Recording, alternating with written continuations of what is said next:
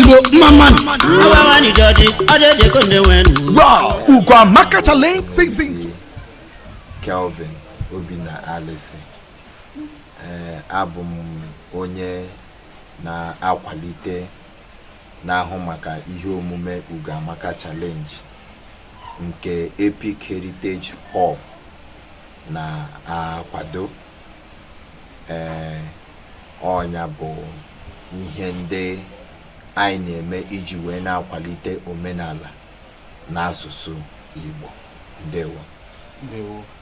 Gịnị ka unu na-eme n'ụbọchị nke taa, n'ihi na n'ụbọchị nke taa bụ ụbọchị pụrụ iche? Ụbọchị taa bụ naanị n'ụbọchị pụrụ iche, n'ụbọchị nkụzi, ụbọchị atụmatụ ọma, ụbọchị ịtụnwe ugo nye ndị tụrụ ugo na Ugwamaka Challenge Season 1. N'eziokwu n'ezi asụsụ, ọtụtụ ndị mmadụ n'ebe dị iche iche nọ na-eche na ihe anyị na-eme bụ ihe egwuregwu, maọbụ na ihe anyị na-eme bụ ihe were nke a rie nke ọzọ. Mana n'ụbọchị taa ka o doziri ewu na ọkụkọ anya na ihe anyị na-eme ka anyị kwuru ya ka o mere.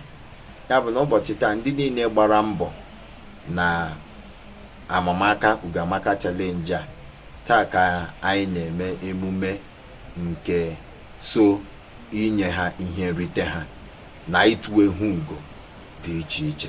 Ọ bụ ihe anyị na-eme n'ụbọchị taa. Ndewo.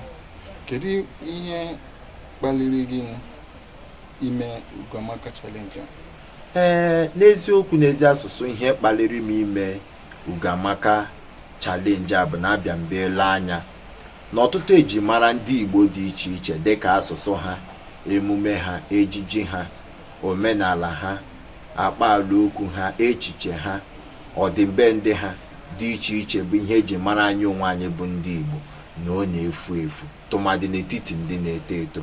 Ọ bụ ihe ndị a ka m hụchara sị mba na anyị ga-anọ na mmiri ncha aba anyị anya. Ọ bụ ihe ndị a kpaliri m iji wee na-eme atụmatụ dị iche iche iji wee kwalite omenala ndị ahụ dị mma na ịkwalite asụsụ Igbo, iji wee mee ka ndị na-eto eto bụrụ ịgba n'ala Igbo wee bụrụ ndị ga-eso wee gboo mkpa dị n'obodo. Ndewo. Kedu onye kpaliri gị? Onye nlereanya m. Kedu onye bụ onye nlereanya gị? Daalụ. Onye nlereanya m, n'eziokwu, tutu m asaa ajụjụ a, tutu ga-esi mmadụ bụ onye nlereanya gị, n'eziokwu ị ga-achọpụta na onye ahụ aghọọla oke ọjị na ihe ahụ ị na-eme iji wee sị na ọ bụ onye nlereanya gị. N'ịkpọwapụta ya kpọmkwem, onye bụ onye nlereanya na atụmatụ a m na-eme n'ịkwalite asụsụ Igbo na ejimara ndị Igbo bụ Chief Prọfesọ Gregory Ibe. Ọ bụ nyanwa ka m hụrụ otu okwu o kwuru mgbe echiri ya Erim ndị Igbo, tutu e wee kpọkwasị ya Enyi Abịa. Nwoke a bụ nwoke nwere ezi mmasị n'ịkwalite omenala na asụsụ Igbo, ịkwalite ji mara ndị Igbo ndị ahụ dị mma, dịka ịgba mbọ, mkpụrụ onye kụrụ ka ọ ga-aghọta, igwe bụ ike, atụkọta aka gba mamịrị ọgba ụfụfụ, akụrụ ụlọ. Ihe ndị awụ eji mara ndị Igbo bụ nke m hụtara na ndụ nwoke a, bụ nke ọ na-emepụta. Lee ndị ọzọ nwegasịrị ego n'ala Igbo, ha bute ego nke ha aga na mba ọzọ were jee wuo ihe ewumewu. Mana lee nwoke a, odogwu a, Enyi Abịa, Erim ndị Igbo, ka o wetara nke ya. Gịnị ka o mere? O chetara ụlọ, bịa n'ụlọ rụọ mahadum n'ala Igbo, rụọ ọtụtụ ihe dị iche iche na-eweta mmepe n'obodo n'ala Igbo. Ihe ndị a niile tụmadị Igbo Renaissance Center nke o wubere na Gregory University Uturu. Ihe ndị a ka anyị hụrụ n'ogugu Ugwamaka, anyị sị mba na nwoke a kwesịrị nṅomi.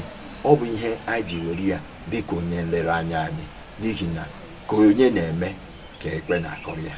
Ndewo. Kedu okwu agbamume gị nye ndị Igbo? Okwu agbamume m nyere ndị Igbo abụghị ihe ọzọ na-abụghị na nwa afọ Igbo ọbụla cheta, ndị Igbo chetanụ, ka anyị cheta na obodo tụfuru asụsụ ha na ejirimara ha gba ọtọ. Cheta na onye ọbụla gba ọtọ wụ onye ihere. ọ bụ ihe ihere nyere obodo, bụrụ ihe ihere nyere ndị nwe ya.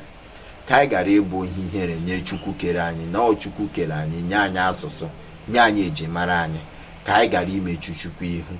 Biko nọ, ka anyị kwalite n'asụsụ Igbo, ka anyị kwalite na ejirimara ndị Igbo. Ọ bụrụ na anyị mee nke a, obodo ga-adị mma. Onye chefula, nkụ mba na-eghere mba anyị. Ihe mba nwere ka mba ji aba. Ka anyị gara ịtụfu asụsụ anyị, ka anyị gara ịtụfu ejirimara anyị. Ihe ọbụla wụ ihe Igbo. Ịbụrụ nwa afọ Igbo, kwado ya. Ịbụrụ nwa afọ Igbo, tụnyere ya. Ọ ga-eweta mmepe, ọ ga-eweta mbuli elu, ọ ga-abakwara gị. Ndewo. Ndewo. Daalụ.